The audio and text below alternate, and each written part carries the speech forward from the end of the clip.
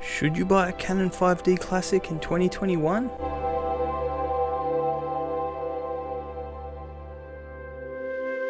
Dear traveller, and welcome.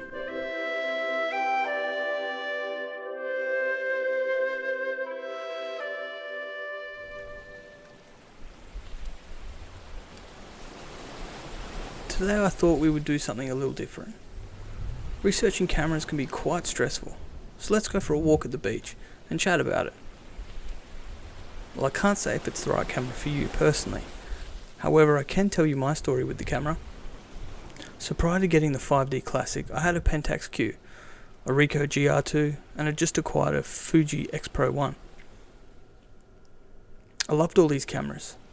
The Pentax was so much fun to shoot with, the Ricoh was stealthy and sharp as a tack, the X Pro had nice colours and amazing ISO range. So when I first got my hands on the Canon 5D, I found it to be a very big body. It was the first time that I can say that when I had this camera with me, I knew I had a camera with me, due to its size. The other cameras I could fit in a pocket, or keep in my glove box, and it never really took up much space.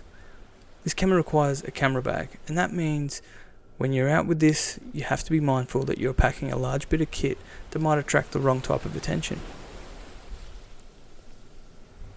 The Canon 5D is big. It's a full-frame DSLR, and at first I didn't like it at all, and I was planning to sell it a week after I bought it, but I'll come back to this later. Another thing I didn't like about the Canon 5D was how loud the shutter is. I was used to a small leaf shutter that makes almost no sound. And unbeknownst to me, I preferred the quiet shutter because in reality, I was not a confident shooter. And to have a large shutter sound go off to announce to everyone around me that I was taking photos was not a relaxing experience, to say the least. Also, I found the camera struggled with low light settings and isn't the best at post-editing. So, I decided to sell it. But just before I sold it, I thought I would take it with me to work in my car for a week and see if I can get something out of the camera before I sold it. I would shoot pulled over from the driver's seat of the car because, as I mentioned, I wasn't confident on taking a big camera out. But very slowly I started to find a sweet spot with this camera. I noticed that it reacts a lot like a film camera. The lighting and metering needs to be right. It can't handle highlights getting blown out, and there must be decent light to light your subject. It's not the kind of camera you take to a sunrise or sunset. It just isn't designed for that. Also, while I think of it, to get the best out of this camera, it's vital to make sure your lens is clean and you're making the most of the 12 megapixels. Frame your subject the best you can because cropping isn't a safe backup.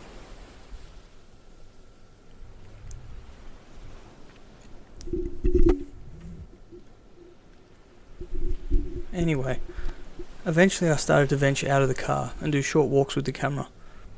Slowly but surely I started to build confidence with this camera and it yields results. The colour and tones are perfect. The shots I get with the camera require very little editing, normally just a tweak of the shadows and a slight white balance correction.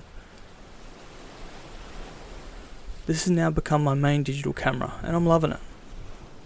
There's a little secret advantage to this camera. If or when you decide to venture into film photography, I recommend getting a Canon 1N body, which will fit most of your EF glass. This will enable you to convert to film very easily. So now let's see some more shots taken with the 5D Classic and an old nifty 50.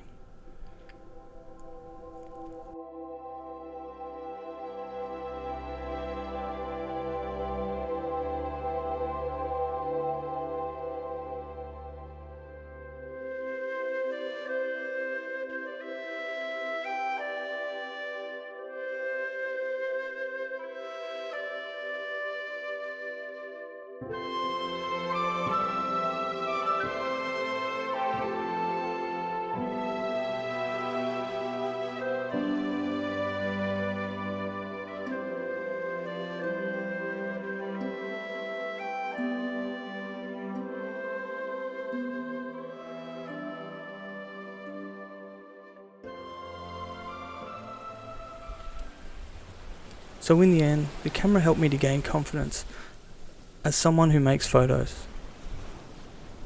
It helped me with composition, as 12 megapixels isn't ideal for cropping, and was the camera that finally got me over the line to start shooting film. The 5D is definitely a keeper, and my one won't be going anywhere without me. So that's it for this video, guys. Please leave a comment down below. Let me know how you went with this camera, whether you've tried it or you're thinking of getting one. Any questions? I'll try and get to everyone. Until next time, enjoy shooting.